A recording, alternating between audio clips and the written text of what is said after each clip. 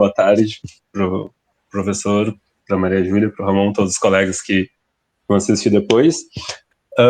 Então, nosso trabalho, nossa mini aula, né, em Pesquisa Operacional 2, fala do sistema gradiente, ou método gradiente, né, tem várias maneiras de falar, da programação não linear. Bem, então, como é uma proposta assim, a gente só introduzir o assunto e o professor comentar depois, para a gente ir mais a fundo, a gente fez uma apresentação bem genérica, assim, mas buscando lembrar, assim, bastante coisas que a gente já viu ao decorrer do curso, né, até a gente chegar aqui em PO2.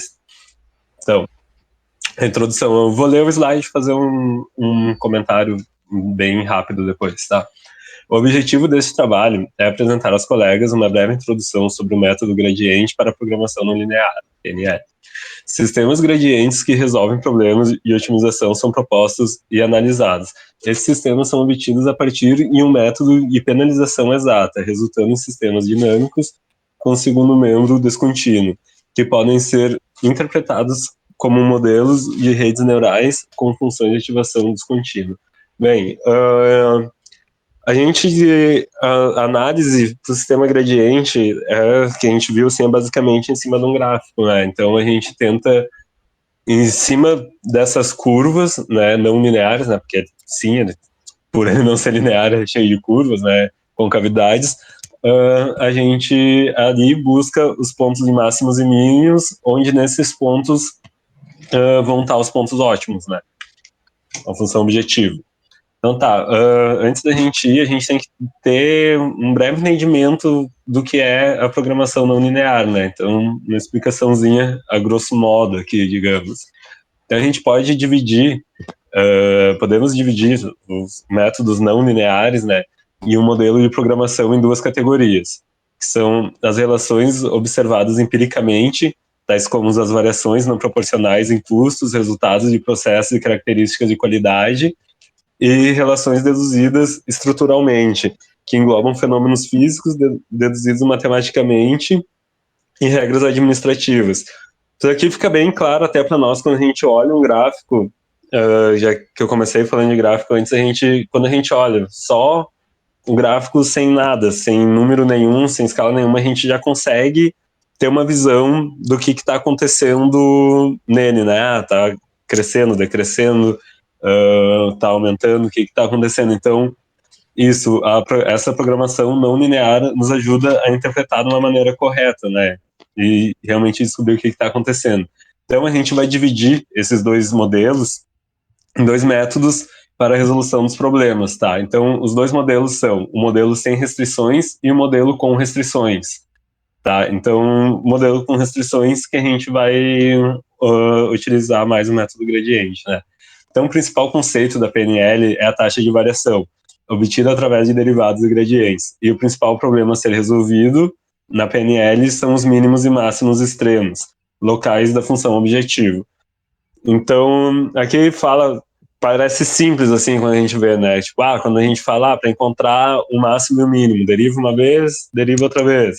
Mas agora a gente vai ver que não é tão simples assim, mas a ideia básica, a grosso modo, é isso.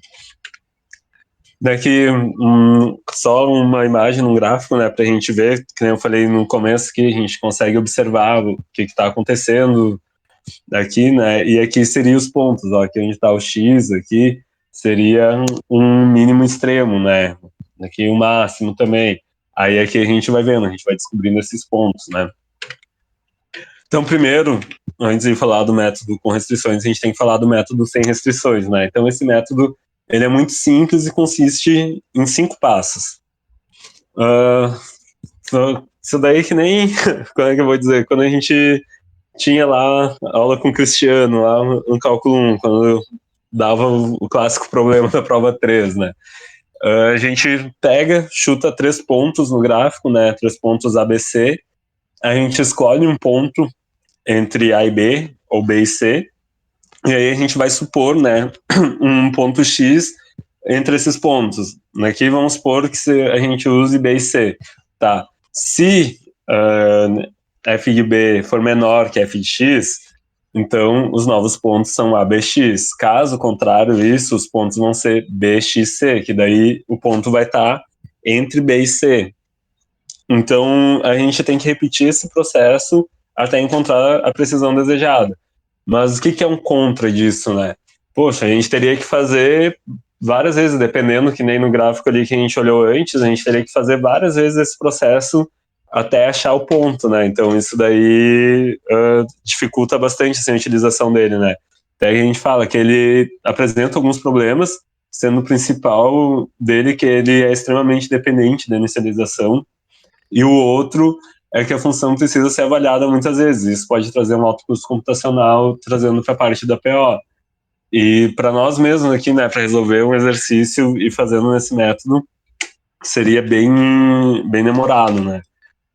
E aí agora o método do gradiente. Bem, é uma derivada que fornece a informação da taxa de variação da função. E aí, para o caso, o vetor aqui, ND, o gradiente fornece a direção da maior taxa de variação da função vetor gradiente. Isso daqui a gente monta o vetor aqui como se fosse uma sériezinha, a parte de baixo ali, né? E aí, o que consiste um método, né? Em procurar o máximo ou o mínimo na direção de maior taxa de crescimento ou decrescimento da função objetivo, a partir de uma solução de um ponto inicial. Então, a ideia é a mesma, ao meu ver, é a mesma do método sem restrição, porém a gente facilita encontrar esse ponto, né? Então, como a gente consegue unificar aqui no mesmo cálculo tudo, né? Então, aqui a gente coloca aqui o modelo, né, para maximização e o modelo para minimização, onde o T é o tamanho do passo e onde o I ali é o número da interação. Então, a gente sempre, enfim, a gente pode pegar abranger uma área bem grande, assim, né, para a gente utilizar esse método, né, porque só vai ficar complicado de montar a equação, mas a equação, até então, ela é bem simples de se entender. Agora a gente vai fazer um exemplo muito mais, talvez voltado para a área do cálculo, porém que vai ficar muito mais fácil de entender, porque a gente só consegue entender praticando, né? Então, vai ficar muito mais fácil o entendimento até dessas funções aqui. Aí o Ramon vai para o exemplo e eu só vou passar. Então, vamos lá. Então, de uma longa folha de metal de 30 centímetros de largura, deve-se fazer uma calha dobrando as bordas perpendicularmente à folha. Quantos centímetros devem ser dobrados de cada lado de modo que a calha tenha a capacidade máxima? Quanto deve medir x para que a calha tenha a capacidade máxima? Bom, então aqui a gente já consegue perceber que é um problema de maximização, né? E a gente vê ali do ladinho no 30 menos 2x ali, podemos perceber que as duas dobras, uma de cada lado, equivale a x cada uma. Portanto, o 30 menos 2x significa que é aquele espaço ali, menos o x de cada lado. Pode passar aí, Pedro. Bom, eu não vou falar todas as unidades e todos os números aqui para a gente falar mais ou menos o que o Tassi já conversou. Então, a capacidade de escoamento da calha é a vazão, né? E aqui a gente consegue, então, ver ali que a função que o Tassi falou aplicada, que é o x vezes o 30 menos 2x, que é o valor que a gente quer encontrar. Então, a gente fica com 30x menos 2x ao quadrado. Que seria ali na fórmula, né, entre o T e o I que a gente falou, espaço. Isso mesmo. Aí aqui a gente vai, então, ver sobre as iterações, né? Por inspeção do gráfico anterior, a gente pode verificar, então, que o máximo ótimo é 7,5. Para a gente resolver pelo método gradiente, a gente chegou ali naquele 30x menos 2x ao quadrado, e o gradiente é a derivada, né? Então, ele é 30 menos 4x. Aí ali do ladinho, no x i mais 1 igual a xi mais t vezes o 30 menos 4x de i, a gente vai começar o nosso processo iterativo. E o nosso critério de parada vai ser quando t é igual a 0,1. A gente pode ver ali na primeira iteração, então, como o Tassi falou lá sobre os chutes dos valores, né? Um x igual a 0 igual a menos 3. a gente chega num resíduo de 4,2. Na segunda iteração, a gente chega no resíduo de 2,52. Na terceira iteração, um resíduo de 1,51. E lá, então, na 19ª iteração, a gente pode ver que a gente já tem um critério bem abaixo do nosso critério de parada, né? Pode passar. Só um comentário, aproveitando. A gente percebe aqui quando começou a fazer as interações, tipo, elas não precisavam ser tão baixas assim, né? Depois que tu pega, com a prática, digamos, né? Tu vai chutar um valor menor, vai chutar um outro valor já, tipo, bem acima, para ver mais ou menos onde tá, com uma noção empírica mesmo, né? Para tu ver onde tá o valor que tu busca, né? Que nele ele começou chutando no -3, já podia ter chutado 5. Aí que ó, já viu que ia diminuir, daí para ir, mas aqui no exemplo foram feitas 19 interações, né, até chegar no desejado. Bom, daí aqui é como a gente viu no próprio cálculo numérico, como a gente falou antes, quanto menos vezes a gente, né, a gente avaliar a função objetivo, mais rápido a nossa solução ótima ela vai ser alcançada. E para isso, então, a gente substitui ali no método gradiente o nosso x de i mais 1 por z de t. E aí a gente muda, então, aquela função que o Tassi falou lá atrás, para z de t igual a x mais t vezes o gradiente de x. Ou seja, x mais t vezes a derivada de x, né? Posso Aqui passar? não só aqui no gráfico da esquerda ali que mostra o caminho de busca, a gente mostra ali que ele vai aproximando daquela curva que é a curva que a gente quer, né? Até em cálculo numérico a gente repetia 8, 10 vezes, 12 vezes, às vezes até a gente aproximar o máximo possível daquela curva. Pode passar, Tassi. Então agora a gente substituindo o z de t, a gente vai ter que o g de t igual a um f de z de t. A gente igualando a derivada de t em relação a t a zero, a gente vai ter, então, resolvendo para t, encontra-se uma função que descreve os valores ótimos de t para cada solução de x.